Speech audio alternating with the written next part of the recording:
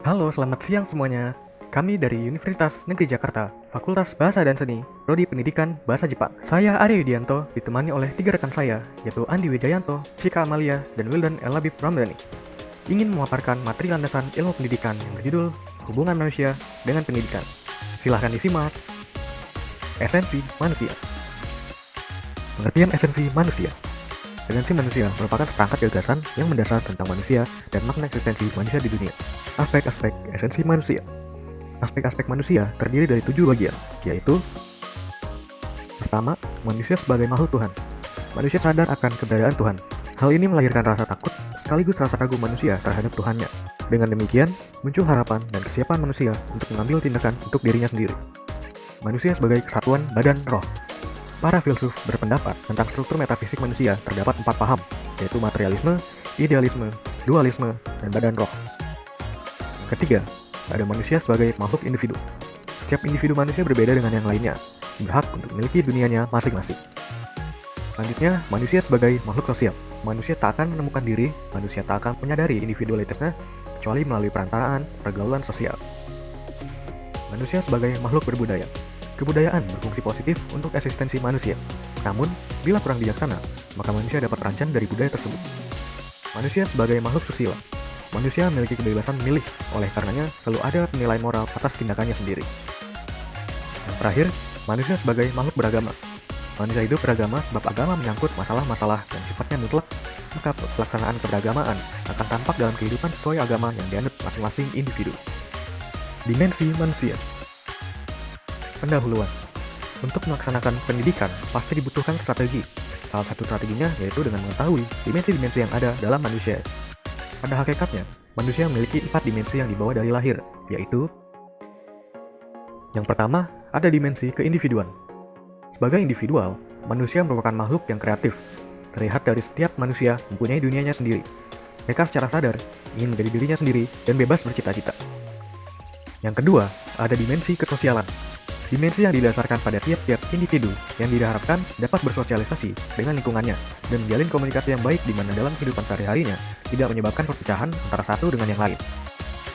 Ketiga, dimensi kesusilaan. Persoalan kesusilaan selalu berhubungan erat dengan nilai-nilai. Pada dasarnya, seseorang diharapkan mampu memahami dan mengamalkan nilai-nilai yang terkandung di dalam unsur masyarakat. Yang terakhir, ada dimensi keagamaan. Manusia sebagai makhluk beragama mempunyai kemampuan untuk menghayati pengamalan diri dan dunianya sesuai dengan keyakinannya masing-masing. Pemahaman agama diperoleh melalui pelajaran agama, sembahyang, doa-doa, maupun meditasi. Potensi dan keunikan manusia. Potensi adalah kemampuan dan keberadaan dalam diri manusia yang dapat dikembangkan oleh manusia itu sendiri.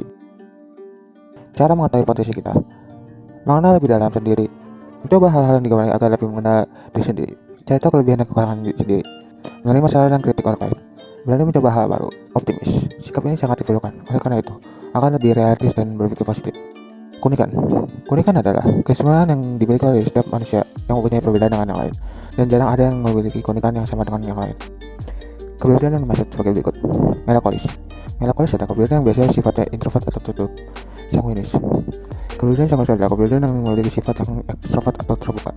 Pragmatis. Pragmatis adalah kepribadian yang bersifat yang tidak berpihak kemanapun. Koloris. Koloris adalah kepribadian yang memiliki sifat yang percaya diri, yang sangat tinggi dan ambisius. Hak asasi manusia.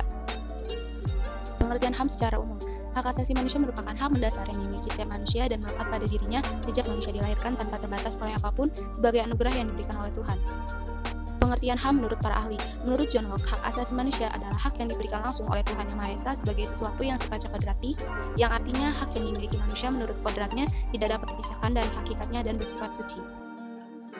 HAM menurut Undang-Undang. Undang-Undang Nomor 39 Tahun 1999. Hak asasi manusia adalah hak-hak yang melekat pada setiap diri manusia sebagai makhluk ciptaan Tuhan Yang Maha Esa. Hak tersebut merupakan anugerah Tuhan yang wajib dihormati, dijunjung, dan dilindungi oleh negara, hukum, pemerintah, dan setiap orang. Ciri-ciri HAM. Yang pertama, bersifat universal, yang artinya menyeluruh dan berlaku di semua negara tanpa terkecuali dan selalu sama untuk semua orang. Yang kedua, bersifat tetap atau tidak dapat dicabut.